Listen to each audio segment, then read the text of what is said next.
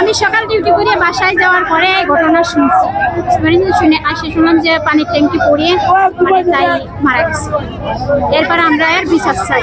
সরকারি স্টাফ যদি মারা যেত আজকে কতটুকু হইল না, কিন্তু আজকে আমরা কোম্পানির মানুষগুলো দিকে আমরা অক্সিজেন করতে আজকে একটা মানুষ লড়তেছে না।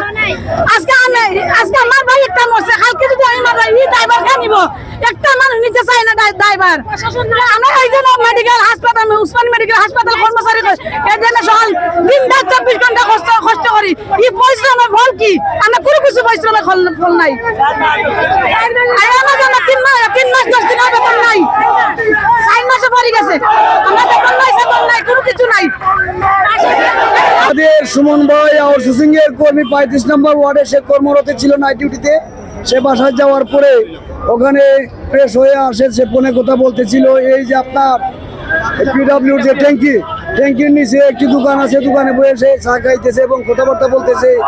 এই মুহূর্তে একটি ট্যাঙ্কি থেকে ঢালাই পড়ে সে জায়গায় মারা যায় গড়িয়ে 1টার সময়।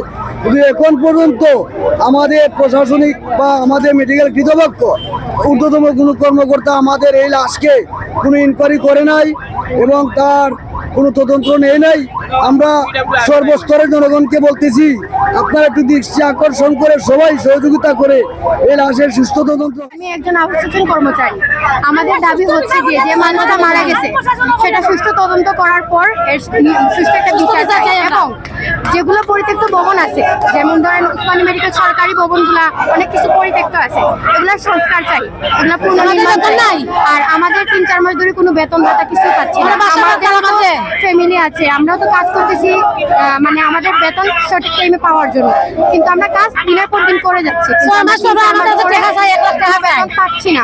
এইটার একটা সংস্কার চাই, আপনারা দয়া করে দৃষ্টি আকর্ষণ করবেন। আসসালামু আলাইকুম।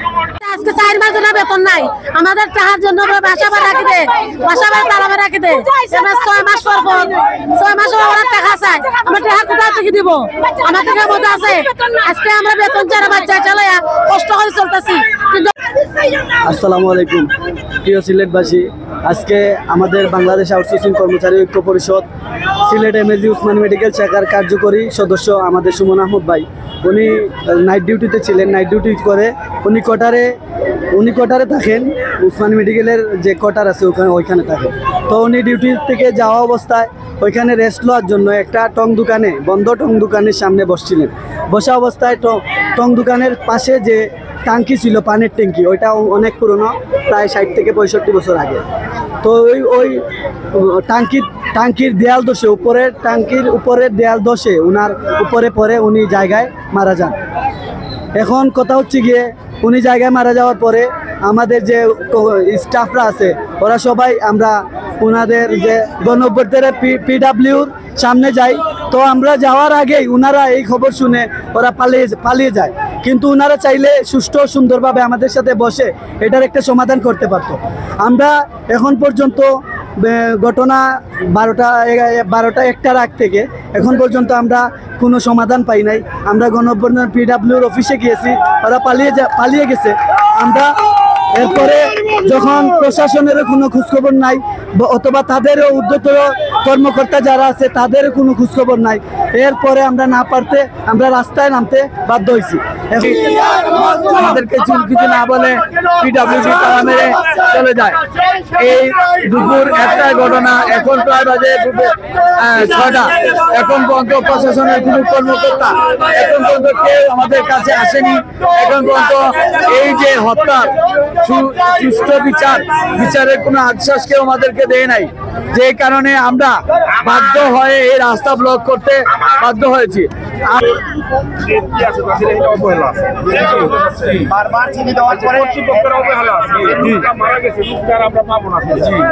কিন্তু আমার পক্ষ থেকে হলো যার যার অবহেলা আছে আইনগত ব্যবস্থা নেওয়ার জন্য আমি আপনাদের সাথে আছি।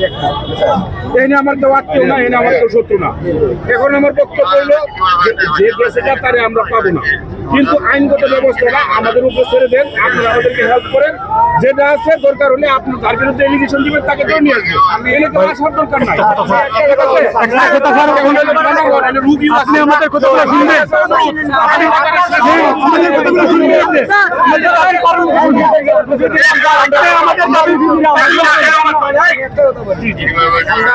প্রশাসনের প্রমাণ করে প্রশাসনের সবসময় আমরা কিন্তু আইনের উপরে আমরা কিন্তু আমাদের এই যে আমাদের চোখ দিয়ে এই যতটা কর্মী আছে সবাই কিন্তু এই অত্যন্ত একটা ভালো একটা মানুষ ছিল, ছেলেটা কিন্তু অত্যন্ত ভালো মানুষ ছিল।